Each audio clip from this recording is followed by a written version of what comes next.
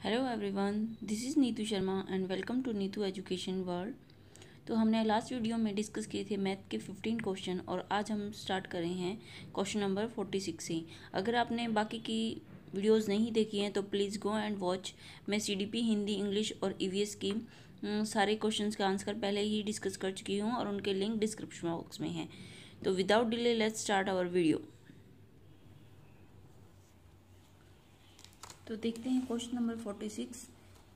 A wire in the form of a sphere enclose an area of 144 centimeter. How much area is enclosed if the wire is bent in the form of a rectangle of length 16 मैंने आप लोगों को पहले ही solve कर दिया है, तो मैं आपको समझा देती हूँ। ये है एरिया, कितना दे रखा है 144। तो साइड कितनी होगी, साइड निकालने के लिए एरिया होता है साइड बाय साइड, तो 12 इंटू 12 यानी कि हमारी साइड होगी 12 सेंटीमीटर। अब पेरीमीटर कितना होगा किसका, स्क्वायर का, तो पेरीमीटर ऑफ अ स्क्वायर हो जाएगा 12 इंटू 4 यानी कि 48 सेंटीमीटर। अब बोला गया है कि सेम वायर को ही हमने बेंड करके एक रेक्टेंगल बनाया जिसकी लेंथ है 16 सेंटीमीटर। तो देखो ये क्या दिया गया है, अगर उसी वायर को बेंड किया है तो परिमाप यानी कि परिमाप हो जाएगा 48, क्योंकि जो इसका परिमाप है उसका परिमाप दोनों इक्वल होंगे। तो ये जो रहेगा आपका 48 इज इक्वल टू क्या होता है, पेरीमीटर का formula 2 into L plus B. तो ये हो जाएगा 2 इंटू 16 प्लस 2b, यहाँ पे 2b यानी कि breadth is equal to 42 minus 32, 48 minus 32 is equal to 16। जो ब्रेड्थ है उसकी वैल्यू आ जाएगी आपकी 8 सेंटीमीटर। तो एरिया ऑफ रेक्टेंगल क्या होगा, L into B is equal to 16 multiply by 8 यानी कि 128 सेंटीमीटर स्क्वायर या स्क्वायर सेंटीमीटर, और यही हमारा आंसर है। ठीक है, तो होप आप लोगों को समझ में आ गया होगा। देखते हैं next question, question number 47। Amongst the following fraction the largest and second largest fraction respectively are. तो ये जो आपको कुछ फ्रैक्शन दिए गए हैं उसमें आपको बताना सबसे बड़ा और सेकंड लार्जेस्ट, मीन्स सबसे बड़ा और उससे छोटा, दो आपको बताने हैं वो कौन से होंगे। तो आपको नंबर दिए गए हैं कौन कौन से, 5/6, 3/4, 1/2, 2/3 और 3/5। तो हम ले लेंगे इन सारे नंबर्स का एलसीएम। 6 को 4 से मल्टीप्लाई करेंगे, 2 से, 3 से, 5 से, या फिर हम जैसे एलसीएम निकालते हैं वैसे इनका एलसीएम निकाल लेंगे सारे नंबर्स नीचे वालों को लेके। तो हमारा एलसीएम आ जाएगा 60, और फिर जब हम ऊपर वाली वैल्यूज़ निकालेंगे तो वो आ जाएंगी 50, 45, 30, 40 और 36। ठीक है, तो इस तरह से हम इन सारे नंबर्स को सॉल्व कर लेंगे, और जब इनको अलग अलग करेंगे तो ये आ जाएंगे 50/60, 45/60, 30/60, 40/60 और 36/60। तो अब आप लोगों को देखना है कि नीचे वाले नंबर सब में सेम हैं, तो हमें सिर्फ ऊपर वाले नंबर देखने हैं। जो जहाँ ऊपर जो नंबर सबसे बड़ा होगा वही लार्जेस्ट नंबर है, और फिर उससे छोटे छोटे चलते जाएंगे। तो हमारे पास हो जाएगा 50/60 क्या हो जाएगा हमारा लार्जेस्ट नंबर, और सेकंड लार्जेस्ट नंबर हमारे पास हो जाएगा 45/60, और यही हमारा आंसर होगा। तो हम क्या करेंगे आंसर देखने के लिए कि 50/60 की वैल्यू पे क्या है 5/6, और 45/60 की वैल्यू पे क्या है 3/4। तो यही नंबर 3 हमारा आंसर जो है 5/6 एंड 3/4। ओके, तो नेक्स्ट है question number 48। Asmita reaches school for a meeting 15 minutes before 8:30 AM. She reached half an hour earlier than her colleagues, who is 40 minutes late for meeting. What is the scheduled time for the meeting? तो एक बार हिंदी में भी देख लो कि अस्मिता 8:30 पे पहुंची है और वो 15 मिनट पहले पहुंची है, तो मीन्स वो 8:15 पे पहुंचना चाहिए था उसको। ठीक है, और वह अपने सहकर्मी से कितना आधा घंटे पहले पहुंच गई। तो उसकी सहकर्मी कितने बजे पहुंची है 8:45 पे, जो कि गोष्ठी के लिए कितना मिनट लेट है 40 मिनट लेट है। तो 8:45 में से अगर आप 40 को माइनस करोगे तो जो हमारा मीटिंग का टाइम है वो हमारा होगा 8:05। ठीक है, तो यही सेकेंड नंबर इसका आंसर हो जाएगा 8:05 AM। तो नेक्स्ट है हमारे पास question number 49। In how many ways 48 small squares of 1 centimeter into 1 centimeter can be arranged so that the resulting area is 48 centimetre square.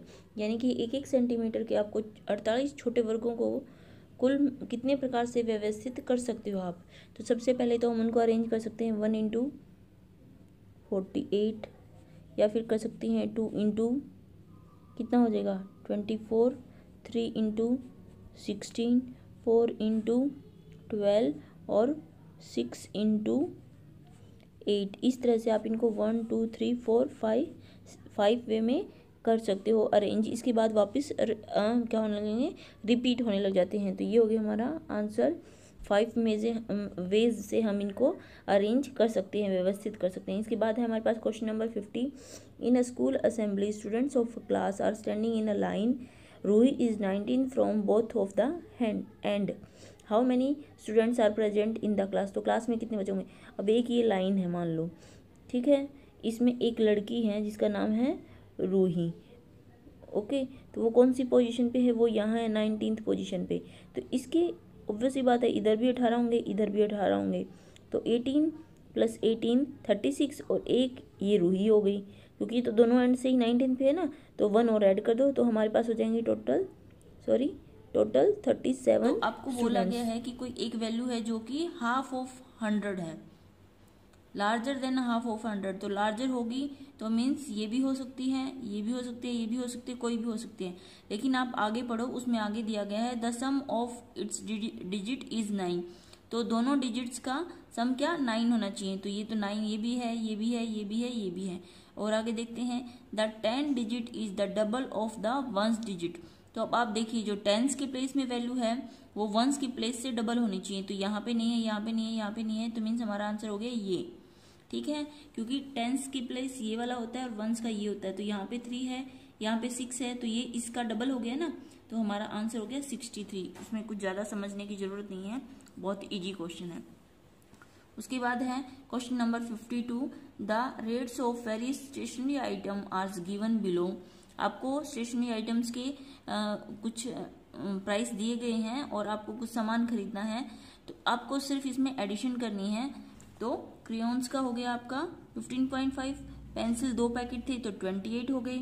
उसके बाद उन्होंने बोल रखा है और क्या खरीदा था उसने, 1 पैकेट स्केच पेन का। तो अब स्केच पेन का आप रेट देखोगे ऊपर, तो स्केच पेन का भी रेट दिया हुआ है 22.5। तो ये हमने यहाँ पे लिख लिया 22.5। उसके बाद एक कैंची, तो कैंची का रेट दिया गया है 17 रुपए, तो हमने 17 लिख लिया। उसके बाद एक चमकीले कागज की 5 शीट और 1 पैकेट सजावटी स्टिकर। तो चमकीले कागज की 5 शीट, एक शीट की वैल्यू अगर 2.5 रुपए है तो 5 शीट की वैल्यू कितनी हो जाएगी 12 रुपए 50 पैसे, ठीक है। उसके बाद एक सजावटी स्टिकर, तो उसकी वैल्यू है 5 रुपीज। आपको सिंपल इन सबको ऐड करना है, ऐड करोगे तो आंसर आपका आएगा 100.50। यही हमारा सही आंसर है। टोटल उसने इतना रुपए पे किया, ठीक है। एक बार भले ही आप ध्यान से देख लो। नेक्स्ट है question number 53। A train start from Patna on 30 May 2020 at 23:40 यानी कि 11:40 पे वो चली है and reach Mumbai on 1 June 2020 at 5:15 hours. तो मीन्स 5:15 पे वो पहुंची है। What is the total travel time of train. तो देखिए स्टार्ट हुई थी 30 मई को, तो 30 मई को तो वो कितना चली है सिर्फ 20 मिनट्स, क्योंकि 12 बजे के बाद तो फिर नेक्स्ट डे आ जाएगा, ठीक है। तो उसके बाद है अब 30 मई के बाद होता है 31 मई। तो 31 मई को वो कितना चली है पूरा 24 घंटे, ठीक है। अब 1 जून का आप काउंट कर लो 5 आवर 15 मिनट्स। तो 5 आवर इसमें ऐड करो और 15 मिनट्स यहाँ पे ऐड करो, तो ये हो गए 35 मिनट्स और ये हो गए 29 आवर्स। तो ये हो गया आपका आंसर 29 आवर्स 35। तो देखते हैं next question, question number 54। Hindi में देख लो या इंग्लिश में जैसे भी आपकी इच्छा हो। तो इसमें क्या दिया कि एक 5 अंकों वाली संख्या में 100वें स्थान पर 100वें स्थान का अंक 10,000वें अंक के स्थान का 3/4 है। तो हम पहले एक बार लिख लेते हैं 1s, 10s, 100, 1000 और 10,000। अभी हम वैल्यू पुट नहीं करेंगे, सिर्फ एक बार ये वैल्यूज लिख लेते हैं ताकि जब भी हम कोई वैल्यू लगे लिखने लायक तो हम उसको लिख पाए। तो आगे पढ़ो। 10वें स्थान का अंक 100वें स्थान के अंक का 2/3 है। अभी मतलब को हमें नहीं पता है। फिर 10वें स्थान का अंक सबसे छोटी अभाज्य संख्या का वर्ग है। तो सबसे छोटी अभाज्य संख्या यानी कि प्राइम नंबर हमारे पास होता है 2। क्या होता है 2। तो 2 का स्क्वायर यानी कि उसका वर्ग हो गया 4। तो 4 होगी हमारे 10s के स्थान पर, ठीक है, दहाई के अंक पर, यही उन्होंने बोला था। उसके बाद देखो 1000वें स्थान का अंक एक अंक वाली सबसे बड़ी अभाज्य संख्या है। तो एक अंक वाली सबसे बड़ी अभाज्य संख्या होती है 7। ठीक है, कौन कौन से होते हैं प्राइम नंबर? 2 हो गया, 3 हो गया, 5 हो गया, 7 हो गया। उसके बाद तो 11 होती है, तो 11 तो 2 डिजिट की आ जाती है, तो हमने 1000 की प्लेस पे भी आ गया हमारा वैल्यू। ठीक है, उसके बाद आप देखो आगे, यदि इकाई का स्थान का अंक सबसे बड़ी एक अंक वाली विषम संख्या हो, तो अब सबसे बड़ी एक अंक वाली विषम संख्या क्या होती है? 9 ही होगी, तो हमने 9 रख दिया यहाँ पे, क्योंकि 9 विषम भी है और सबसे बड़ी भी है एक अंक की। अगर उसके बाद तो 10 आता है जो कि 2 अंक की हो जाती है, तो आपको बाकी करने की जरूरत ही नहीं है। यहाँ पे देख लो, जहाँ पे वंस के प्लेस पे 9 हो तो ये हो गया, ये हो गया, फिर 1000 की टेंस की प्लेस पे 4 हो, यहीं पे आपका आंसर क्लियर हो गया। आगे देखो तो हमारे 1000 के प्लेस पे 7 भी मैच हो रहा है, तो ये हमारा आंसर हो जाएगा। ठीक है, ऐसे आप कर सकते हो, इसको पूरा करने की जरूरत भी नहीं है। उसके बाद है हमारे पास question number 55, what should be subtracted from sum of 8008, 8088 and 8808 to obtain 17863। तो आपको 17863 चाहिए, उसके लिए आपको क्या सब्ट्रैक्ट करना पड़ेगा? तो आप सिंपली इन तीनों को ऐड करो और सब्ट्रैक्ट कर दो, ये वैल्यू आ जाएगी। एक बार मैं आपको दिखा देती हूँ। उसने बोला है कि इन तीनों के सम में से क्या माइनस करें कि हमारे पास ये आए, तो आप क्या करोगे, इन तीनों को पहले ऐड कर लो। ठीक है, इनको ऐड करोगे, ये वैल्यू आएगी, इसमें से आप इसी नंबर को माइनस कर दो, तो हमारे पास वो वैल्यू आ जाएगी जिसको सब्ट्रैक्ट करने से ये आएगा। तो हम इसको माइनस करेंगे तो हमारे पास 4 में से 3 1, यहाँ पे 10 हो जाएगा, यहाँ पे 4 हो जाएगा, यहाँ पे 0 हो जाएगा आपका, और 24 में से 7 गया 7।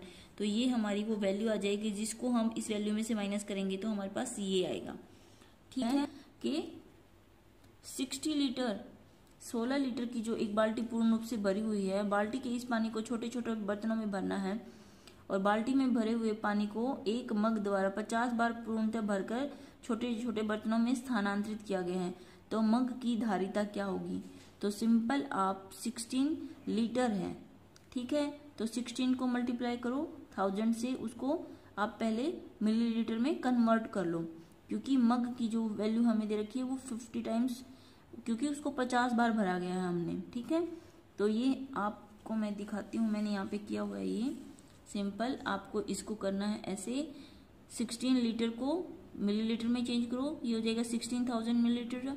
एक मग को कितनी बार ट्रांसफर किया गया है? 50 टाइम, तो 50 डिवाइड कर दो, एक मग में कितनी कैपेसिटी है वो हमें पता चल जाएगी। तो 50 से डिवाइड किया तो ये आ गया हमारा 50 3 जा 150, 100, 152 जा 100, और ये जो 0 बची थी इसको हम ऊपर ले गए, तो ये हमारे एक मग की कैपेसिटी है 320 ml, यही हमारा आंसर होगा।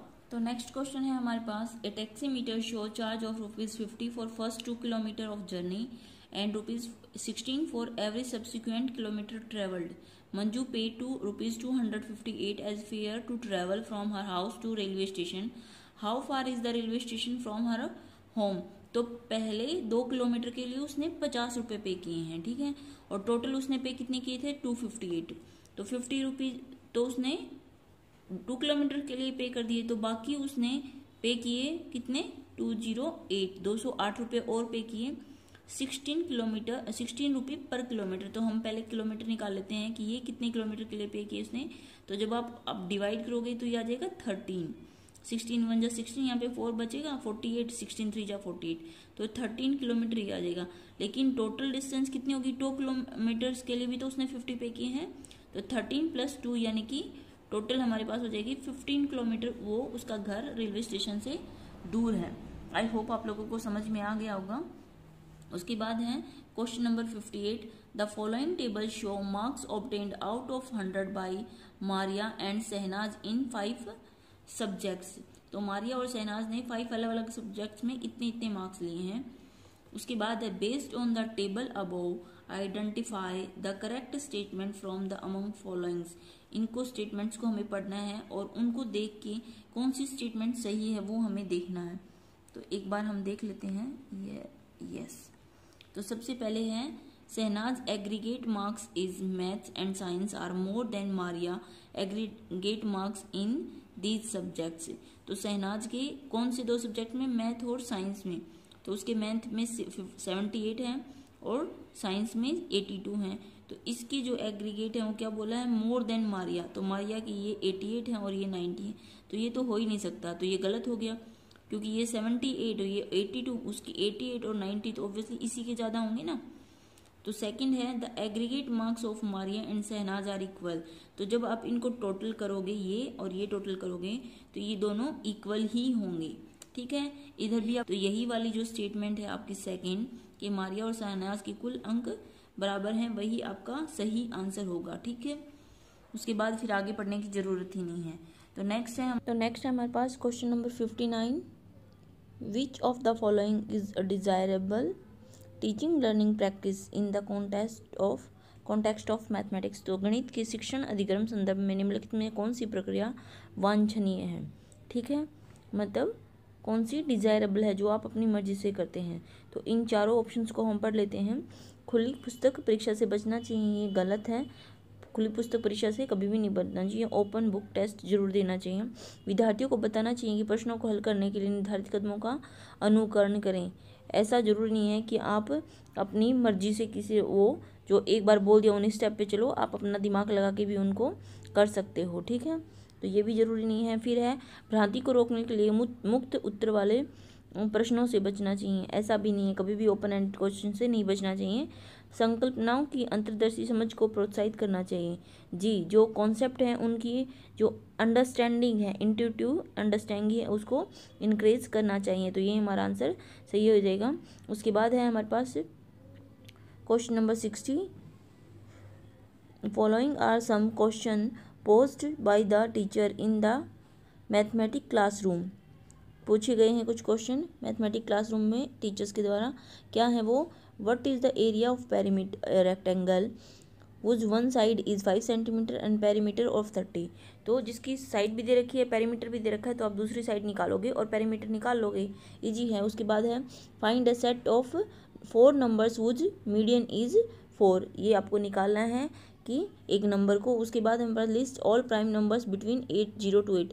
तो 0 to 8 के बीच के प्राइम नंबर देखने हैं। उसके बाद tell me anything mathematical information you know about rectangle. जो भी आप इन्फॉर्मेशन जानते हो आयत के बारे में, वो आपको मुझे बताओ। तो अब इसने पूछा क्या है वो हम देख लेते हैं। सबसे पहले है कि A is close ended but B C D and D are open ended question. जी नहीं, ए तो क्लोज एंडेड है मान लिया, लेकिन सी भी क्लोज एंडेड है, तो इसलिए ये ऑप्शन गलत हो जाएगा। सी भी क्लोज एंडेड है। ठीक है, सेकंड ऑप्शन है A and C are close ended, B and D are open ended question. तो ये ठीक है, ए और सी क्लोज एंडेड है और बी और डी हैं वो ओपन एंडेड। तो यही हमारा आंसर इसका हो जाएगा। बाकी नीचे आपको पढ़ने की ज़रूरत ही नहीं है। तो आई होप आप लोगों को ये वीडियो पसंद आई होगी। अगर आपको ज़रा सी भी अच्छी लगी हो तो लाइक बटन दबाएं और सब्सक्राइब कर लें मेरे चैनल को, और नोटिफिकेशन बेल को भी दबा लें ताकि आप लोगों को नए ऐसे वीडियो मिलते रहें।